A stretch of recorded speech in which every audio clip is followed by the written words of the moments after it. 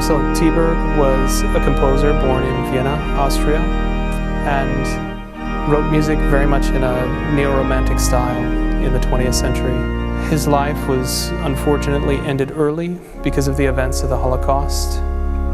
And a few days before Marcel was captured by the Nazi Gestapo, he gathered his friends and took them to a nearby church so that he might have the opportunity to play through his music one last time. After that evening ended, he packed up his compositions in boxes, handed them to his friends, hugged them all, and said his last goodbye. And 2 days later, he was captured. And his death has been recorded at the Auschwitz concentration camp.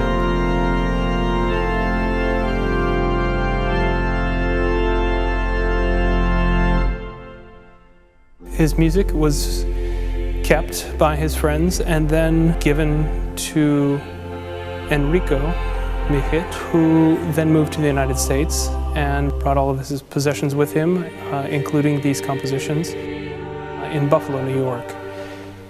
And so this music lived in a basement in Buffalo, New York.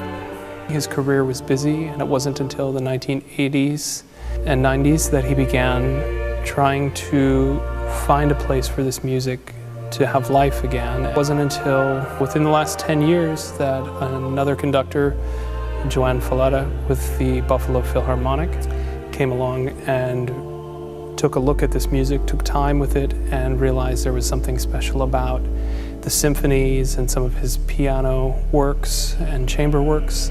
And so gradually in the last 5 to 10 years, some of his music has now been heard again. His sacred music has not yet been heard. But the first time I took a look at Marcel's masses, I had never heard of his name, I had never heard of his work. And the more I dug into it, the more I enjoyed his ability to connect. The music is very intimate. It's familiar but surprising. He's got a similar style to composers like Anton Bruckner, writes very lyric melodies like Brahms and Mahler, and yet there's a very unique infusion, especially in some of his sacred works. As a practicing Catholic, so brings elements of harmonies that exist in Jewish music into these Catholic sacred works. Marcel Tyberg is somebody that the world needs to know about yet. These performances will be a critical step in the continuation of honoring Marcel Tyberg's legacy. This is a really exciting project for the South Dakota Chorale.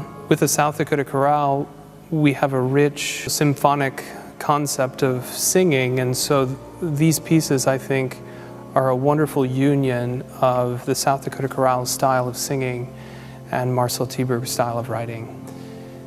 With the performances of his symphonies in the last 5 to 10 years and other music surfacing, it's important that the world hear these two sacred masses by this wonderful composer whose life was ended much too soon.